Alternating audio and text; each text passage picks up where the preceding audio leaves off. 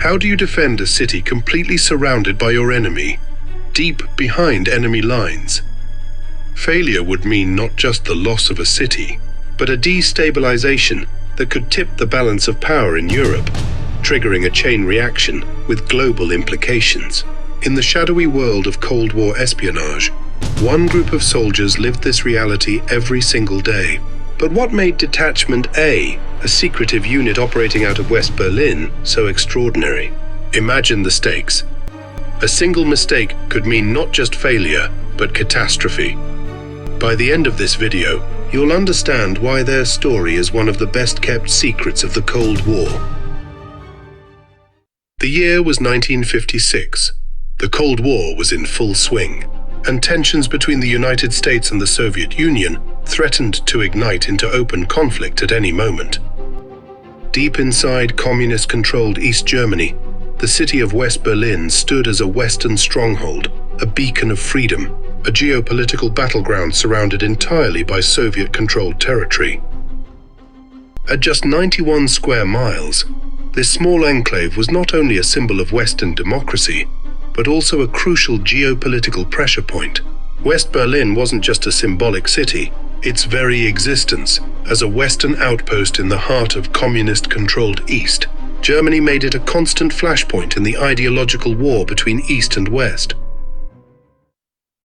During the Berlin blockade of 1948 to 1949, the Soviet Union tried to force the Western Allies out of Berlin by cutting off all access to the city. But Berlin had already proven its strategic importance. Rather than surrender, the Allies responded with an unprecedented airlift, supplying the city and defying Soviet pressure. It was in this tense geopolitical battleground, a city caught between democratic resilience and the looming threat of war, that Detachment A was formed. West Berlin's isolation in the middle of Soviet-controlled territory made it a critical flashpoint. If the city fell, the balance of power in Europe could collapse, a nightmare scenario NATO could not afford. That's why Detachment A, officially part of the United States Army Special Forces, operated under the highest secrecy. Few in the military even knew of its existence. Even the soldiers' families remained unaware of the true nature of their missions. Their objective? To prepare for the worst, a Soviet invasion of Western Europe. But their approach was anything but conventional. Why did these soldiers live like ordinary civilians, blending seamlessly into Berlin's daily life? The answer lies in the extraordinary nature of their mission and the immense risks they faced. Now, Detachment A was not your average military unit. Each member was a Green Beret, handpicked for their skills in sabotage, intelligence gathering, and urban warfare, which involves military operations conducted in densely populated areas where civilians and infrastructure make traditional tactics challenging. But this was just the beginning. These soldiers trained for scenarios that most couldn't even imagine, such as sabotaging a key railway line under cover of darkness, or setting up explosives in a heavily monitored urban environment.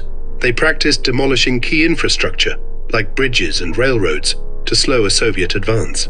One method involved using compact explosive charges designed to be easily concealed and deployed in urban settings.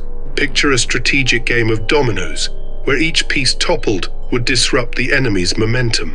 These efforts mirrored similar tactics used by resistance fighters during World War II, showing their roots in proven guerrilla warfare methods.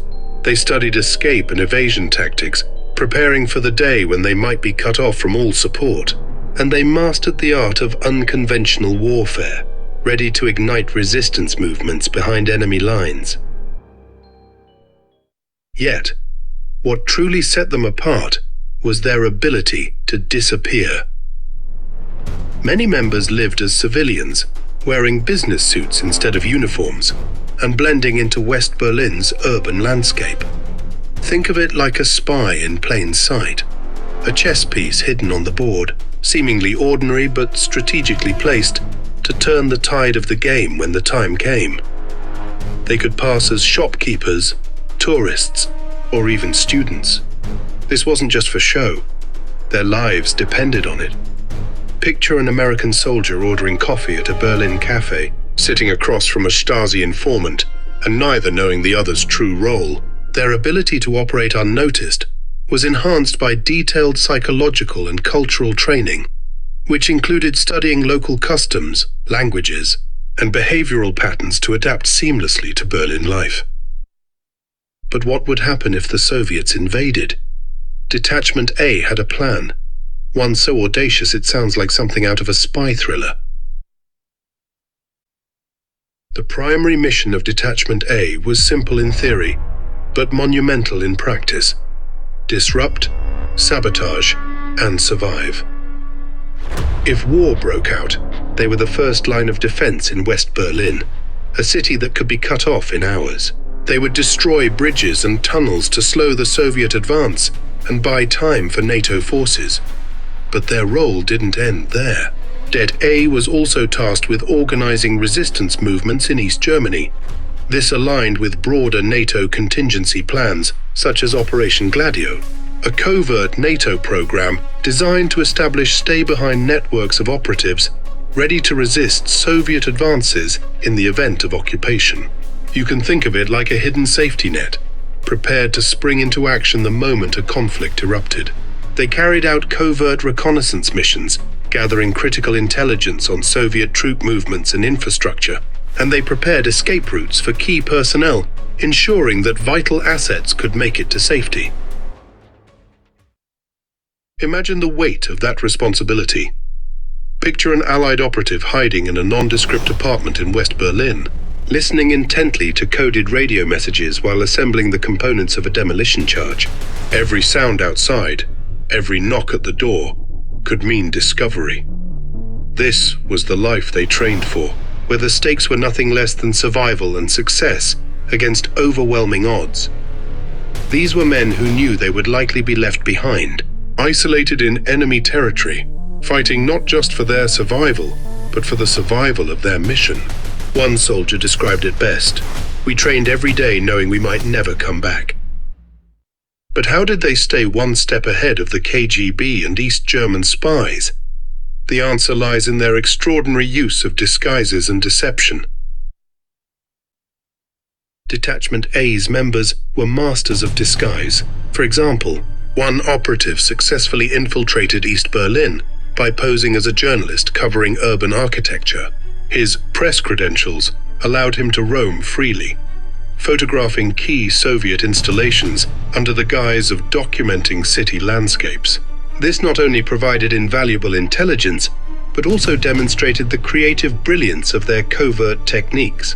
They posed as everything from businessmen to tourists, using fake identities to move undetected through Berlin's divided streets. One soldier's cover story involved being a traveling antiques dealer, complete with a convincing backstory and even staged inventory, including authentic-looking invoices and correspondence to add credibility. Another soldier's guise as a photographer allowed him to document strategic locations under the pretense of capturing cityscapes. They gathered intelligence in East Berlin, right under the noses of the Stasi, East Germany's secret police, and the KGB, the Soviet Union's main security agency. One wrong move could mean imprisonment, or worse. To avoid detection, they even altered their daily routines. Some soldiers grew beards and adopted local mannerisms. Others learned to speak flawless German, often mimicking regional accents. Their training included using hidden compartments in briefcases and vehicles to smuggle equipment across borders. Every detail mattered. A single suspicious glance could unravel months of careful planning. They also maintained contact with Allied intelligence agencies like the CIA and MI6, sharing critical information and ensuring the latest surveillance techniques were employed. This collaboration extended to sharing innovations in espionage tools, such as miniaturized cameras and encrypted communication devices. These tools, combined with advanced training, were vital for Detachment A's ability to gather intelligence and maintain operational security. This collaboration was key to staying ahead of the sophisticated counterintelligence efforts of the Eastern Bloc. Think about the sheer nerve it took to walk into enemy territory knowing that a single slip could cost you your life. These men lived on the razor's edge every day, a line between success and catastrophe. But what happened to this secretive unit when the Cold War began to thaw? The answer is bittersweet. As the Cold War began to wind down in the 1980s, Detachment A's mission became less critical. By 1984, the unit was deactivated, its members quietly reassigned to other roles. Despite this, their contributions laid the groundwork for modern covert operations, influencing doctrines used by today's special forces. Some transitioned to civilian careers, while others continued their service in different special forces units, carrying with them the unique skills honed during their time in Detachment A. The world was changing, and with it, the need for Detachment A's unique expertise diminished. Their story remained largely untold for decades, hidden in classified files and the memories of those who served. However, the lessons learned from their operations have shaped modern special forces doctrine, particularly in urban warfare and intelligence operations. Their legacy also lives on in the broader framework of NATO's Cold War defense strategies. So, why has Detachment A's story been hidden for so long? Perhaps it's because their mission wasn't about glory or recognition. It was about duty. Their bravery ensured that the Cold War stayed cold. But what other secrets from this era remain untold? That's a story for another time. If you found this story as gripping as we did, don't forget to like, subscribe, and hit the notification bell. What other Cold War mysteries should we uncover? Let us know in the comments below, and as always, thanks for watching.